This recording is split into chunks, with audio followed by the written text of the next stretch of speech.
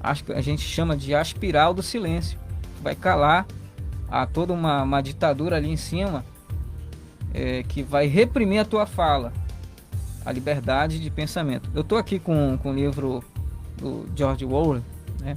E aqui nessa obra, nesse romance muito bom, eu digo para você que está nos acompanhando aí pela live do Facebook, você pode adquirir esse livro, mais ou menos uns R$ 30, muito baratinho, clássico.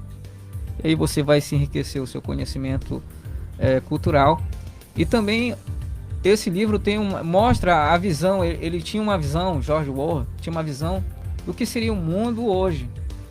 Ele conseguiu projetar como seria o mundo, um mundo que mostra que havia ou haveria o crime de pensamento. O crime de pensamento é um crime que tu não pode pensar isso, tu tem que pensar conforme a vontade daquele sistema totalitário que estava imposto aqui nesta distopia, na qual estava imposto sobre a sociedade. E a gente vê isso de forma bem, como eu posso dizer, nessas nuances, de uma forma que a gente não pode ver de uma forma clara, explícita, mas está implícito na sociedade, nos meios de comunicação e tantas outras coisas que têm acontecido. Então, eu penso que a liberdade de expressão é o nosso direito de individualidade. Eu não posso pensar o que a sociedade pensa, que todo mundo pensa, que a maioria pensa. Eu tenho minha liberdade de pensar, desde que essa liberdade também não venha ofender categorias. Tudo bem, a gente tem que ter esse cuidado.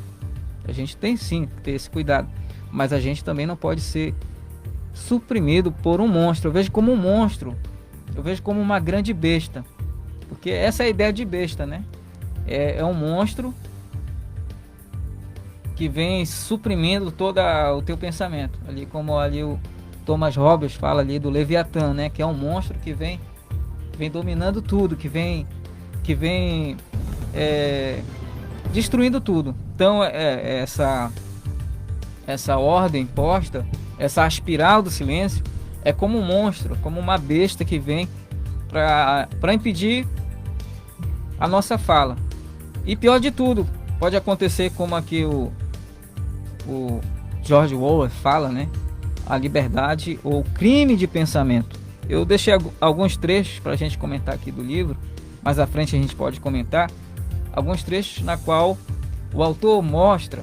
O autor, a gente sabe que o autor ele era de uma linha marxista, trotskistas, e ele dá para ver que ele está criticando o sistema totalitário ali na Rússia, na época do stalinismo. Ele está criticando. Dá para ver que o grande irmão aqui é a figura do Stalin.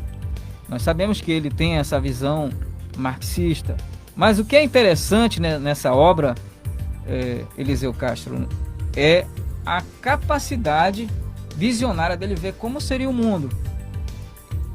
Como seria o mundo hoje, e a gente não sabe que pode ser o mundo daqui à frente, mais à frente. Então existem pessoas que lutam pela liberdade de expressão e principalmente pela liberdade de pensamento, porque a espiral do silêncio, ela pode criar pessoas que têm pensamentos, mas não pode falar. Ela tem uma ideia, ela tem a sua ideologia, mas ela não tem essa liberdade para falar. E é interessante que o personagem principal, Mauro que está nos ouvindo, o personagem principal dessa obra é Winston Smith.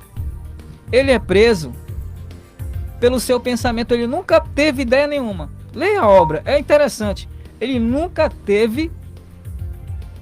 falou nada, mas o partido lá, o partido imposto, o poder imposto, o sistema totalitário imposto aqui nessa distopia, observa que ele pensava diferente.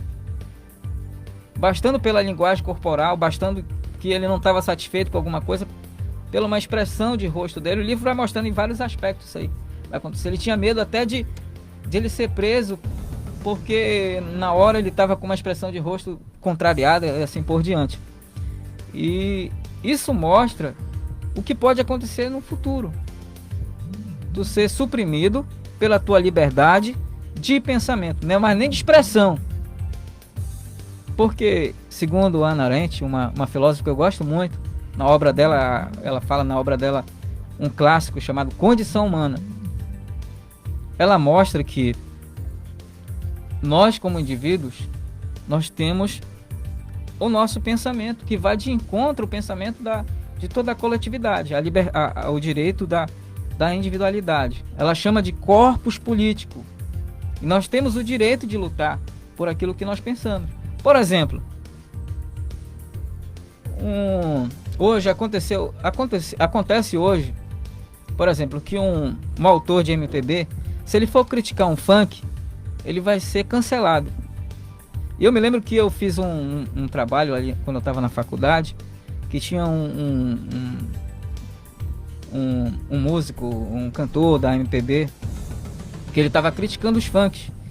E ele foi cancelado. E todos os colegas fizeram um trabalho lá, um trabalho de pesquisa científica, criticando na época, esse cantor.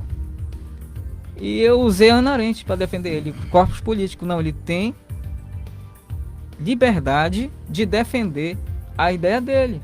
Ele tem liberdade, assim como cantor de funk, tem a liberdade de defender a posição musical dele. Ele tem direito, porque isso é o corpo político, porque é a ideia de perpetuar o seu pensamento, perpetuar aquele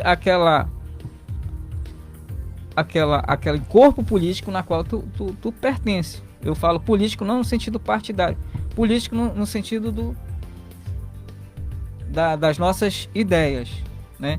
E eu me lembro que o professor, na época, elogiou meu trabalho, embora tendo uma visão também muito progressista, mas ele disse não, o trabalho do Everton tá certo. Eles queriam também me cancelar, o trabalho do Everton tá certo, porque ele citou uma autora de peso, ele citou a Hannah Arendt, né? E eu lembro que no trabalho eu tirei 10. Então, nós temos a nossa liberdade